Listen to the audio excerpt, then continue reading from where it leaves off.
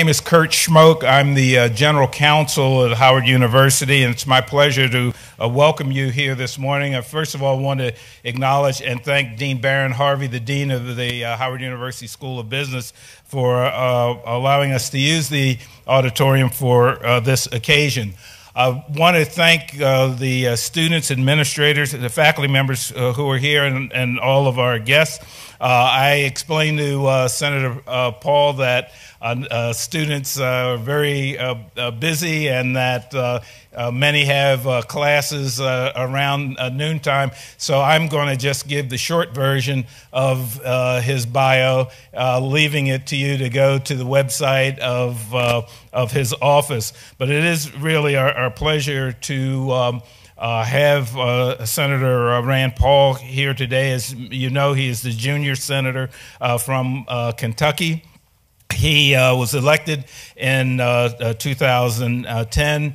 As many of you know, he has staked his career, been an outspoken champion for changes focused primarily on constitutional liberties and fiscal responsibility. He's a member of a number of Senate committees dealing with foreign relations, health and education and labor, homeland security and government affairs, and also small business. Senator Paul, for many do not recall, is also a physician. He is an ophthalmologist. He's married. He's got 3 sons. And by way of education background, he's a graduate of Baylor University and Duke Medical School. So at this time, it's my pleasure to introduce the junior senator from Kentucky, Senator Rand Paul.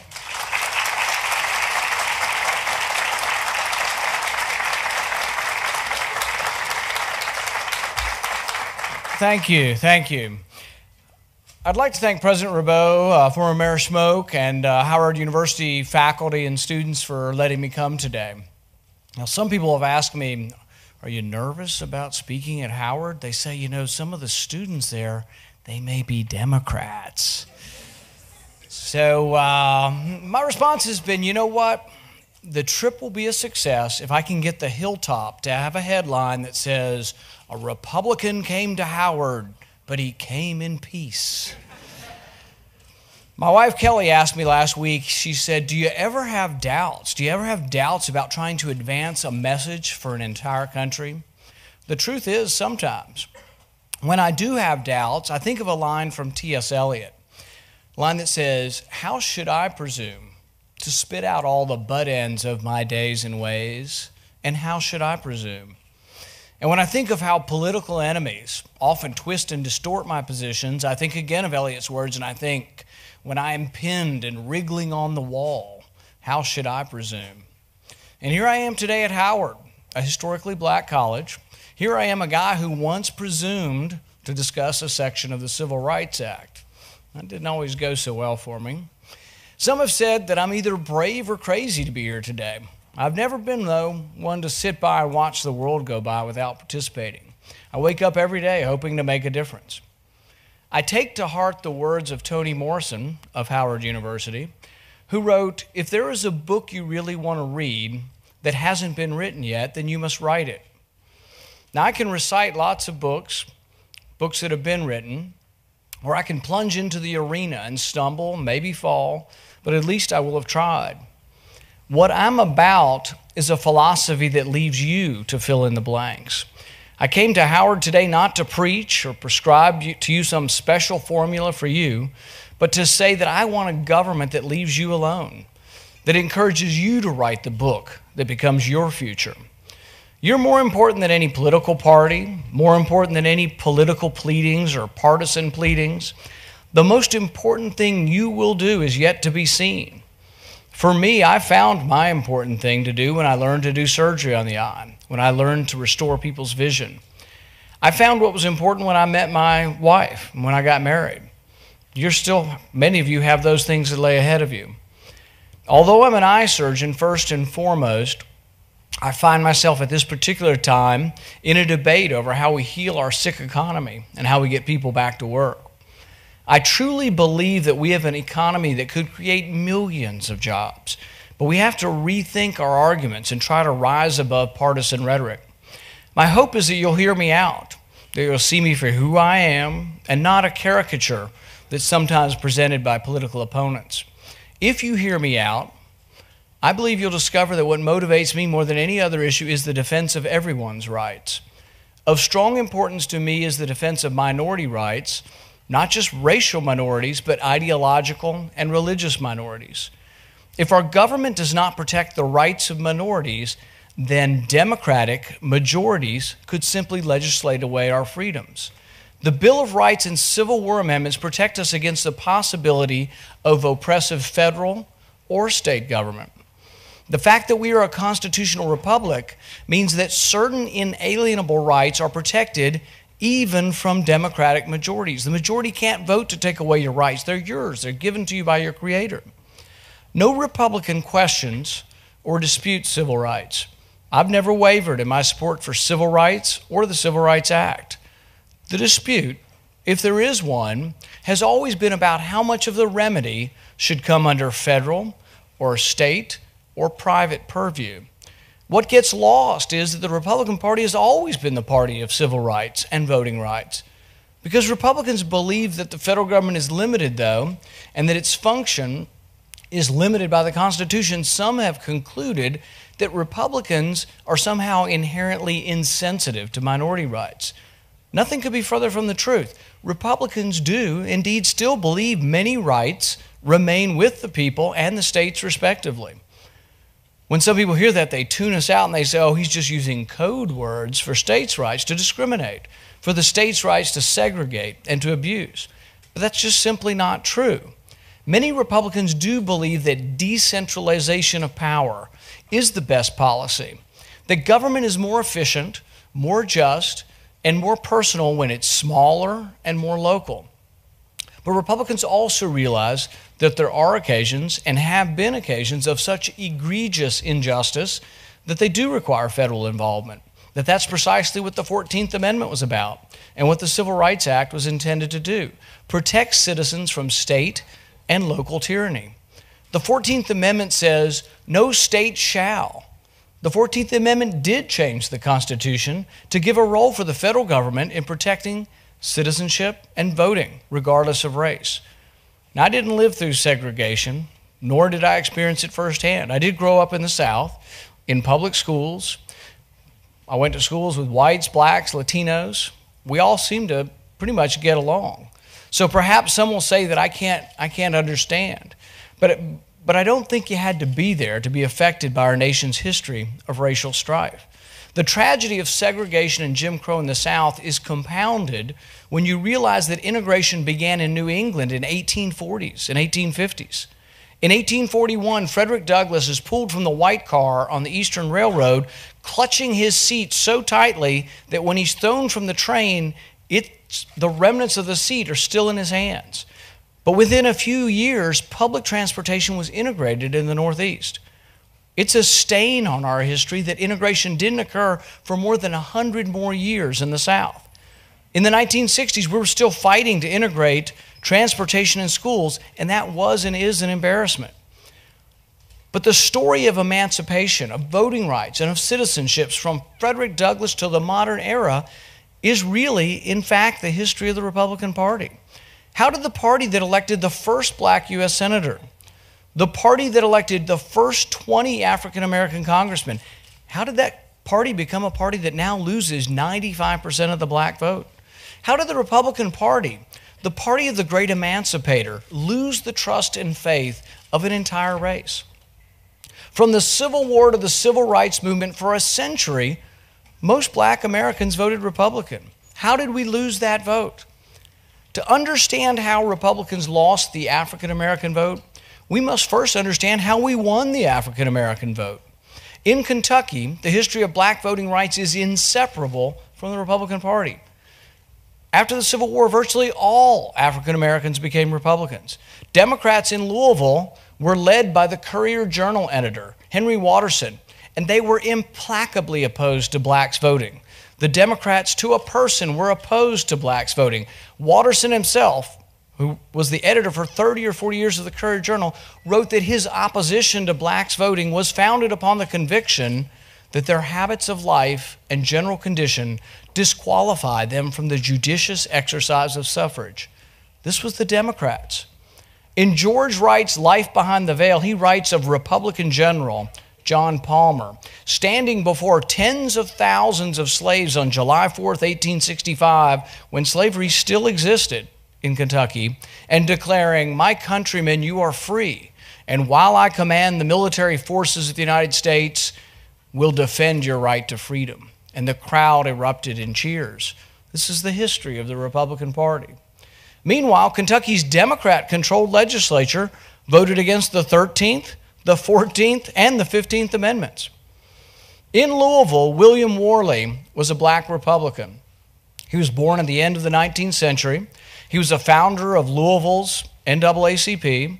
He's a Republican. Most of the founders of the NAACP were Republicans. He's famous, though, for fighting and overturning the notorious Louisville segregated housing ordinance. Worley bought a house in a white section in defiance of a city segregation law. The case, Buchanan v. Worley, was finally decided by the Supreme Court in 1917, unanimously holding that the Kentucky law could not forbid the sale of a house based on race. The Republican Party's history is rich and chock full of emancipation and black history. Republicans still prize the sense of justice that MLK spoke of when he said that an unjust law is any law that a majority enforces on a minority but does not make binding upon itself.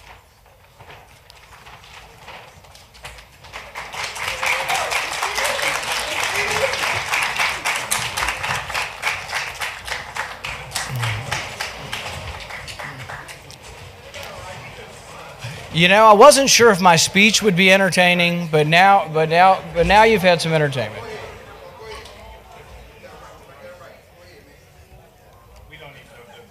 When MLK talked about an unjust law, what always has intrigued me about this is a lot of the things MLK talked about were race, but really what he talked about when he talked about what was a just law goes beyond race. So listen to this again. He said that an unjust law, and this is a good way to look at any law, an unjust law is any law that a majority, not just a racial majority, any majority, enforces on a minority but does not make binding on themselves. It means any law that's not universally applied. Any law that applies to just bankers would be not racist but would be unjust. Any law that just applied to one particular group would be unjust. Now, he was referring to race, but he said something about unjustness that applies to all law. Republicans have never stopped believing that minorities, whether they derive from the color of your skin or the shade of your ideology, should warrant equal protection. Everyone knows of the sit-ins in Greensboro and Nashville, but few people remember the sit-in in Alexandria Public Library in 1938. Samuel Tucker, a lawyer and a graduate of Howard University, recruited 5 young African-American men to go to the public library, select a book, and sit and read until they were forcibly removed. In 1938, the sit-ins of the 1960s had a long history before. Tucker's sit-in set the stage, though, for students who organized a sit-in at Woolworth's in Greensboro that brought down Jim Crow in many areas years before the Civil Rights Act of 1964. I think that in our retelling of the Civil Rights era, we don't give enough credit to the heroism of the civil disobedience that brought down Jim Crow. You may say, oh, that's all well and good, but that was a long time ago. What have you done for me lately? I think what happened during the Great Depression was that African Americans understood that Republicans did champion citizenship and voting rights, but they became impatient because they wanted economic emancipation. African Americans were languishing, and they languished below white Americans in every measure of economic success. And the Depression was especially harsh for those who were on the lowest rung of poverty at that time. The Democrats promised equalizing outcome. Everybody will get something through unlimited federal assistance. While Republicans offered something that seemed to be less tangible, the promise of equalizing opportunity through free markets. Now, Republicans face a daunting task. Several generations of black voters have never voted Republican and are not very open to considering the option. Democrats still promise unlimited federal assistance, and Republicans still offer free markets, low taxes, less regulation, but because we truly believe it will create millions of jobs for everyone. The Democrat promise is tangible, puts food on the table, but too often, I think, doesn't lead to jobs or meaningful success. The Republican promise is for policies that create economic growth. We believe lower taxes, less regulation, balanced budgets, a solvent Social Security, a solvent Medicare will all stimulate growth. Republicans point to the Reagan era when the economy grew at 7%. We added 8 million jobs in a few years during the Reagan administration. If we did that again, we could conceivably create 11, 12 million jobs, and we're creating almost no jobs at this point. Today, after 4 years of the current policy, 1 in 6 Americans live in poverty, more than at any time in recent history. In fact, the poor have grown poorer in the last 4 years. Black unemployment is 14%, nearly twice the national average. This is unacceptable. Using taxes to punish the rich, in reality, punishes everyone because we're all interconnected.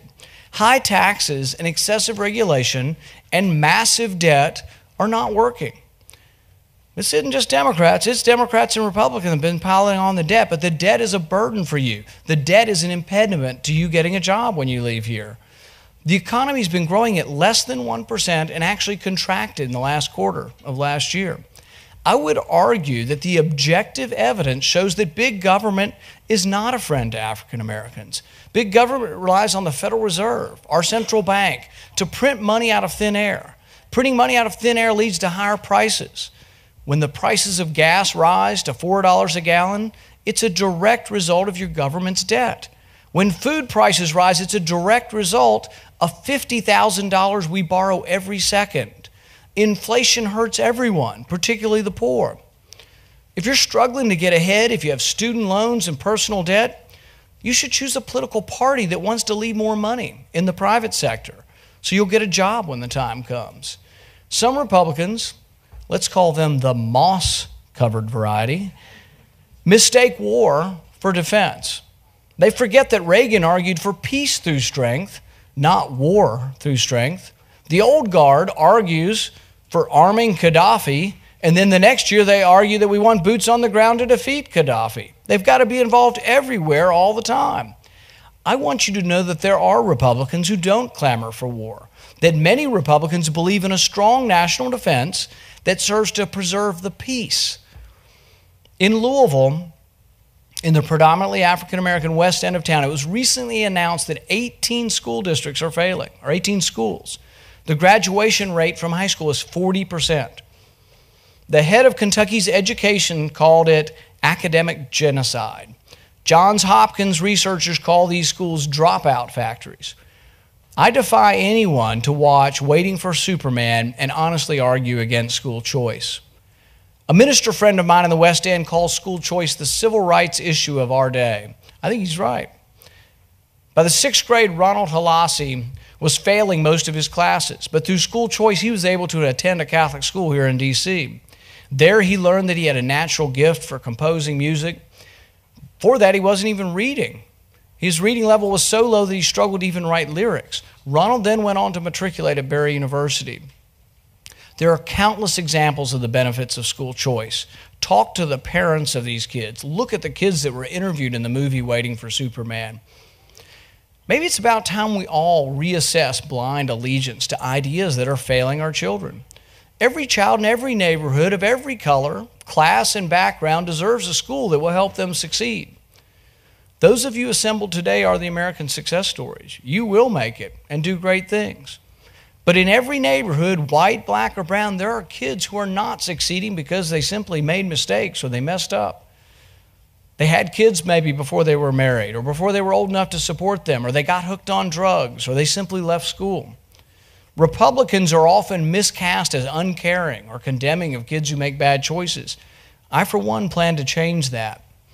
I'm working with Democratic senators to make sure that kids who have made bad decisions, such as nonviolent possession of drugs, are not imprisoned for lengthy sentences. I'm working to make sure that first-time offenders are put into counseling and not imprisoned with hardened criminals. We should not take away anyone's future over one mistake. Let me tell you the story of two young men. Both of them made mistakes. Both of them were said to have used illegal drugs. One of them was white, from a privileged background. He had important friends, an important father, and an important grandfather.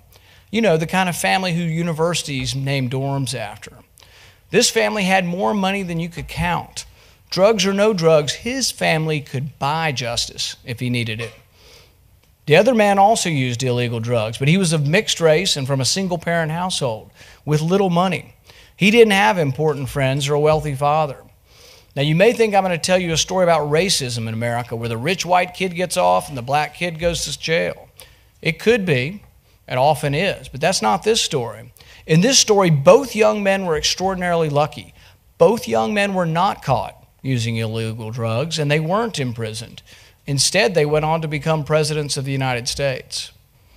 Barack Obama and George Bush were lucky.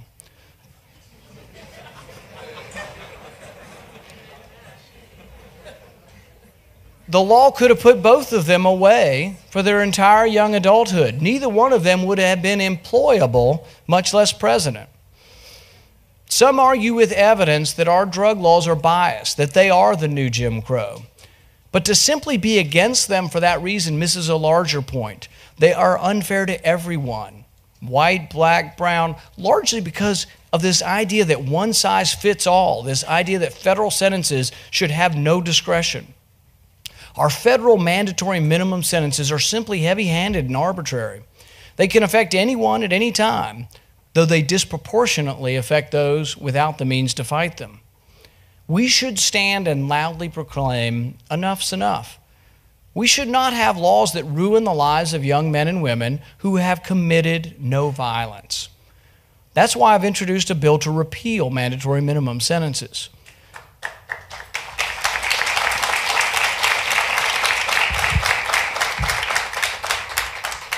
We should not have drug laws or a court system that disproportionately punishes the black community.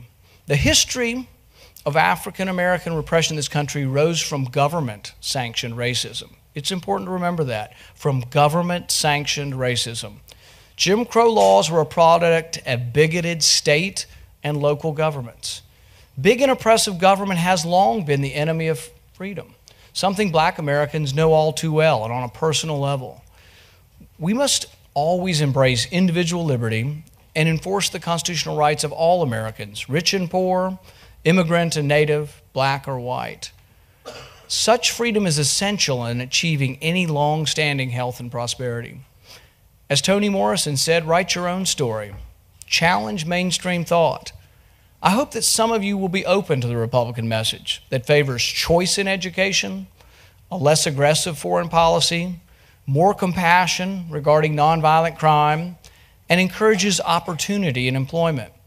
And when the time is right, I hope that African Americans will again look to the party of emancipation, civil liberty, and individual freedom. Thank you very much.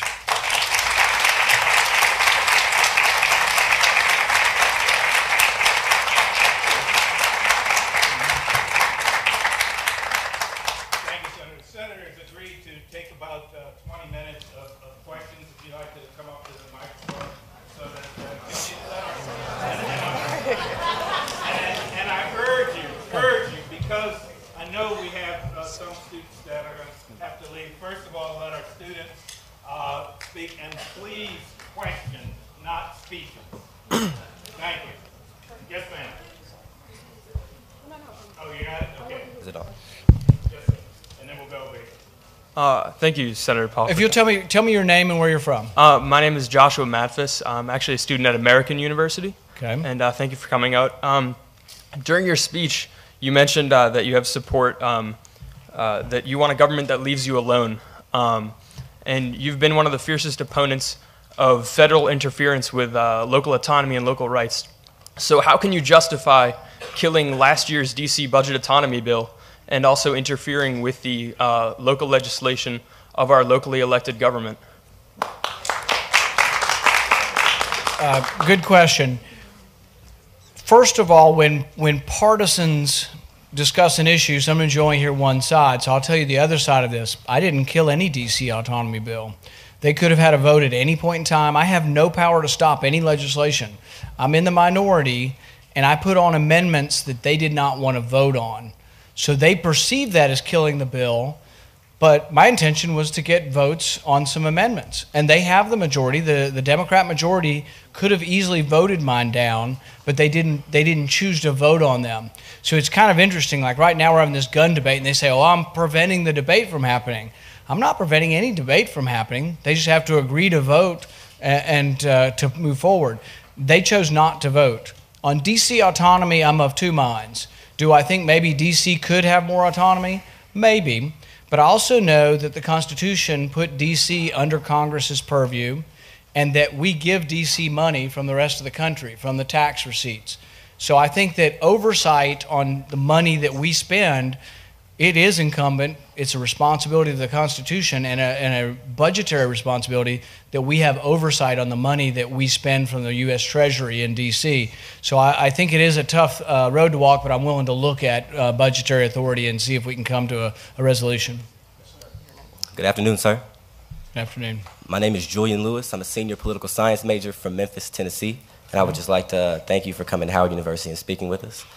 My question is, well, first of all, I'm a former White House intern for President Obama, and I would just like to say that the president is doing an excellent job. Just y'all have no idea. I'm being very sincere. I'm also a national field organizer for 1911 United. It's one of the only African-American super PACs for President Obama in the entire country. We helped raise over $80,000 for him. You said that the Republican Party is a big proponent of voting rights. And I have been traveling along with members of my organization all over the country, across 30 states, registering African Americans to vote at a higher rate in 2012 than in 2008, because the Republican Party has been using their state legislators and their governments to prevent African Americans from voting because they didn't want to elect President Obama. So I'm asking you, how can we believe what you're saying in regards to voting rights when we honestly feel, based on our intellectual ability to gauge whether you can connect with us or not, how can you say that to us? Yeah. What I would say is, me being here today and me trying to open this dialogue is that I'm trying to say the Republican Party is interested in the African American community and trying to convince some that our ideas, maybe not all immediately, but some that our ideas are the best for people having hope and jobs. As far as trying to prevent, I think it's important to know in the history what happened. Democrats in the South were very, very harsh. Almost all Democrats, okay? That's who ran the governments. And they did have tests at the polls, literacy tests and special tests. And guess what? If you were white and you came forward, you didn't have to do the test. If you were black, you had to do the test, and you didn't pass the test. People were scared and intimidated and preventing from voting. I think if you liken using a driver's license to literacy tests, you demean the horror of what happened in the 40s and 50s, maybe probably from 1910 all the way through 1960s in the South. It was horrific. Nobody is in favor of that. No Republican is in favor of that. But showing your driver's license to have an honest election, I think, is not unreasonable. And I think that's the main thing Republicans have been for. Yes, sir. Thank you, Senator, for coming. We really appreciate it. My name is Emmanuel Lewis. I'm a junior health sciences major here at Howard University and a member of the Howard University Royal Court. And my question is, I believe that we must first define which Republican Party. And this is what I want to ask you. Are we discussing Republican Party before 19th century Republican Party, Abraham Lincoln Republican Party, or are we discussing post-1968 Republican Party, Richard Nixon, Ronald Reagan? And my question for you is, which one do you identify with? Right.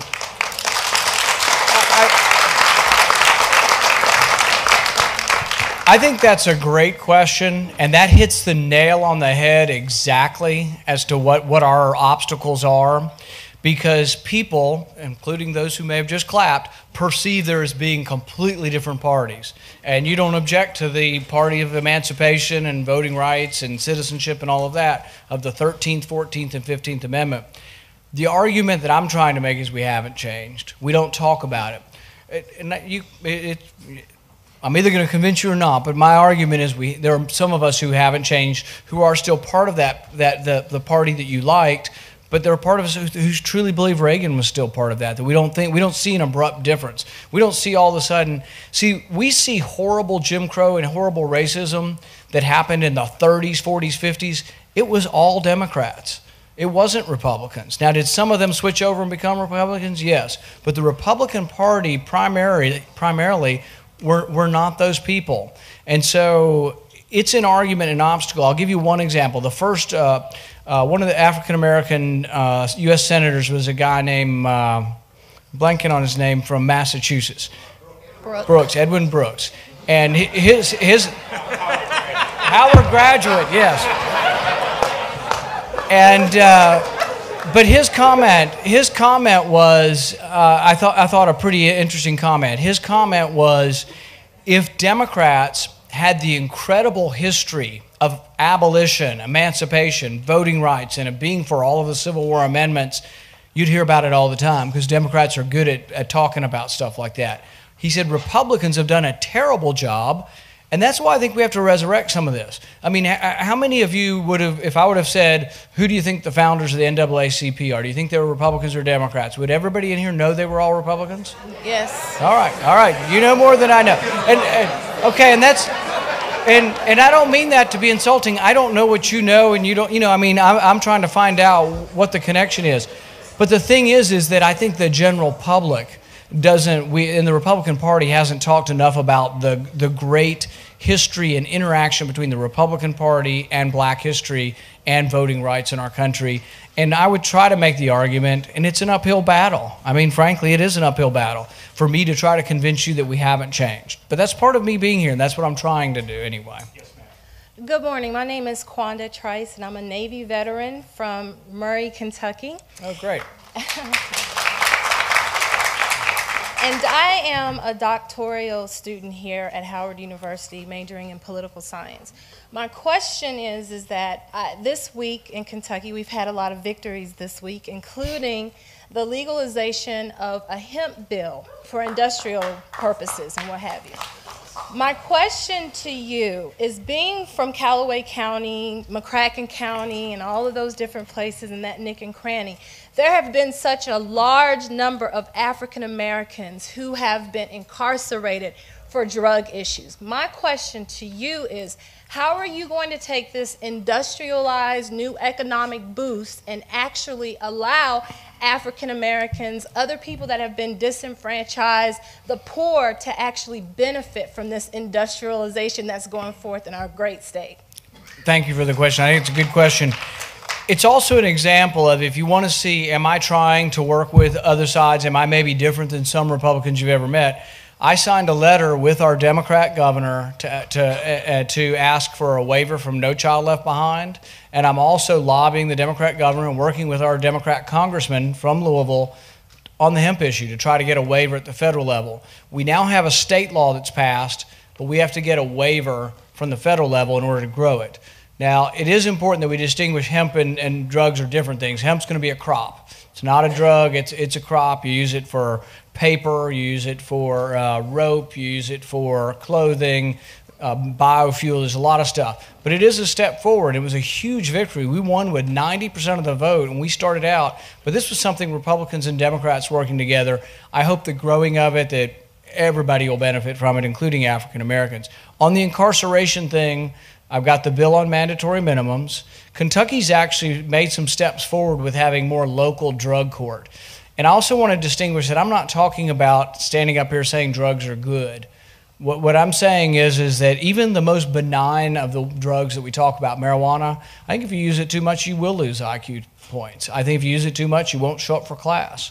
I think you'll eat too many Doritos.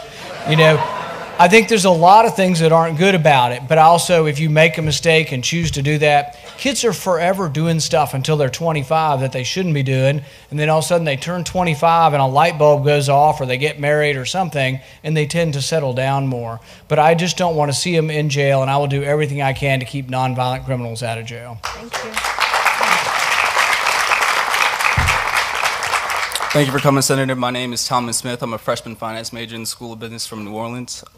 Changing from the more social civil rights talk, you famously filibustered the confirmation of a CIA chief in the Obama administration based on the Obama administration's lack of transparency in counterterrorism, specifically the drone program.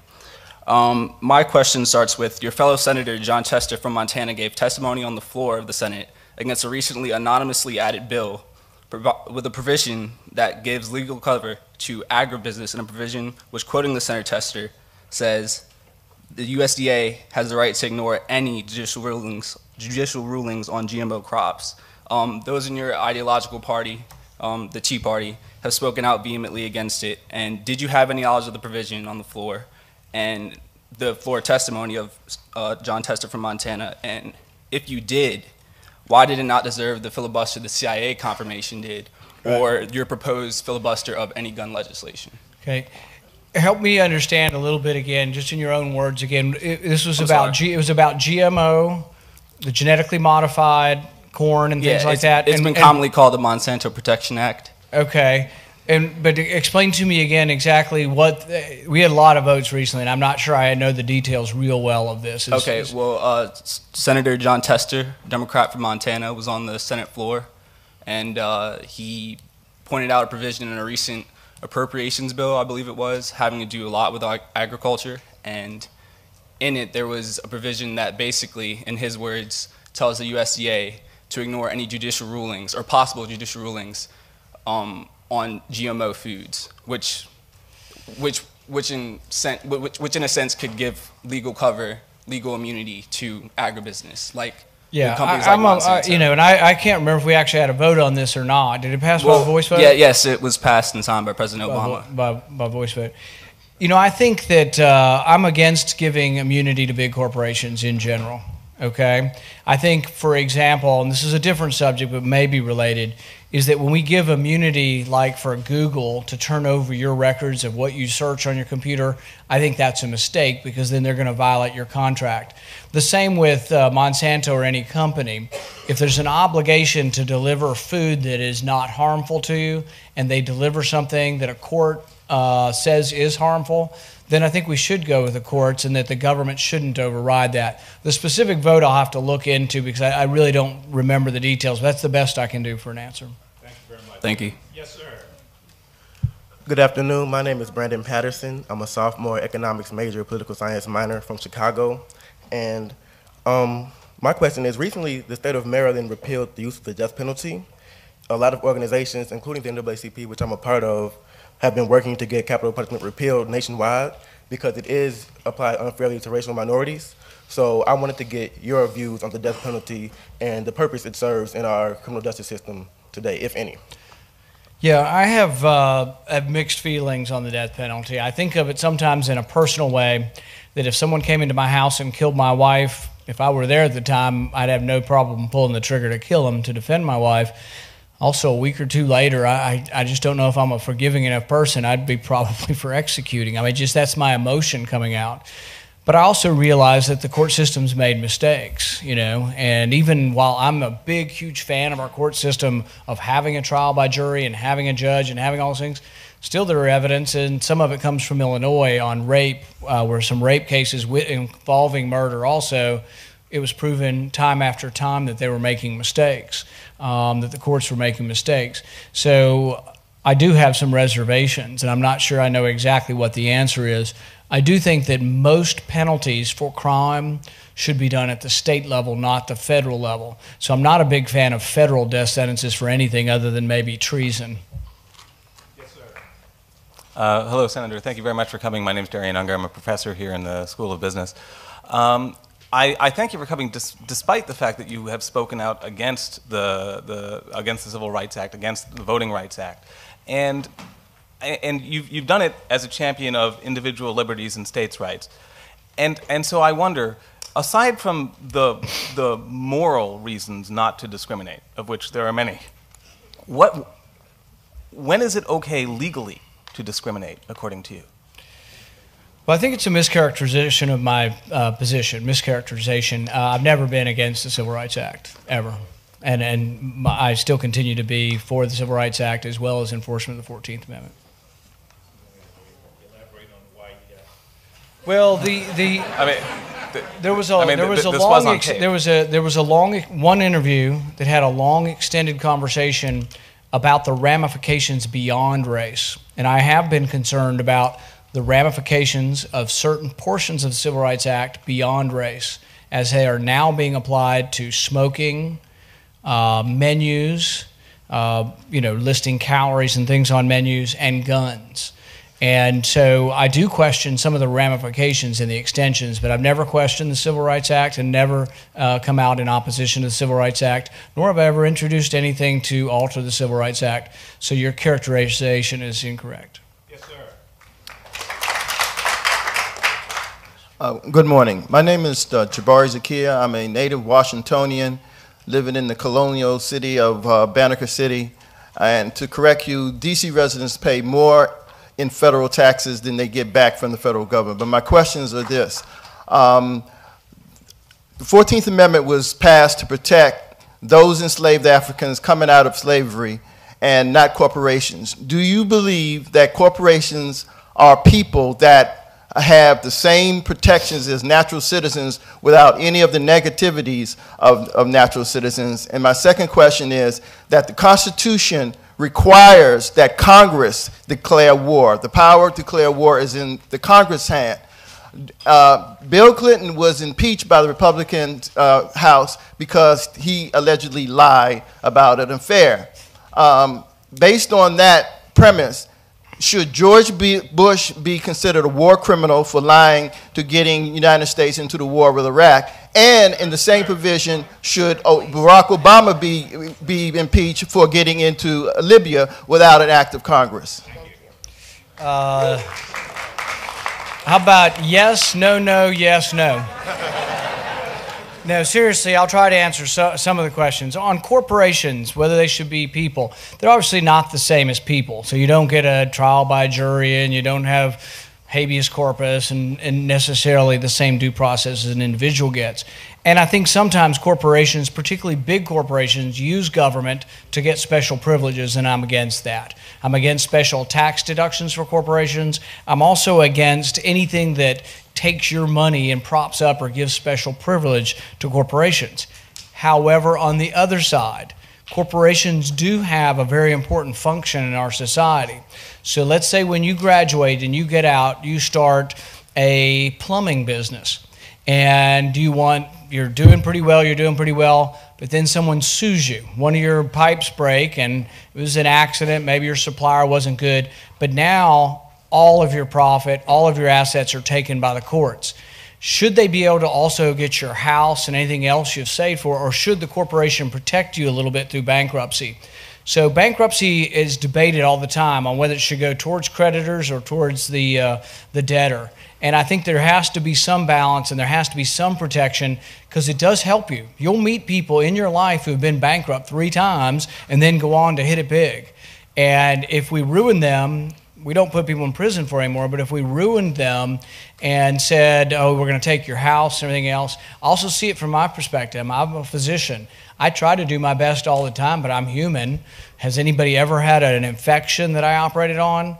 But should they be able to come and take my house and things that I've worked for 20 or 30 years?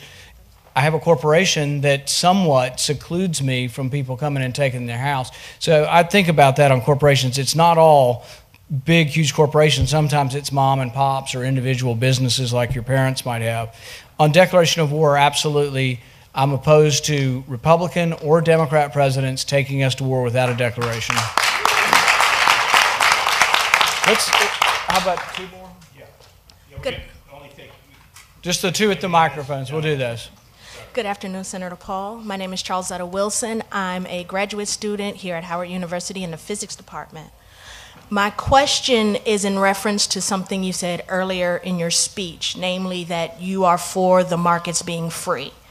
I actually am someone who agrees that markets should be free, but I wonder to what degree. For example, the idea of there being no longer an EPA or USDA in order to regulate things that are healthful or non-healthful for citizens to me is a problem. Also, the idea that, for example, the Monsanto's Protection Act can be sort of tucked into various types of legislation or other types of cronyism, capitalism, is upsetting to me. And so my question is, to what degree is the Republican Party, and you in particular, dedicated to making sure that free markets are in fact free?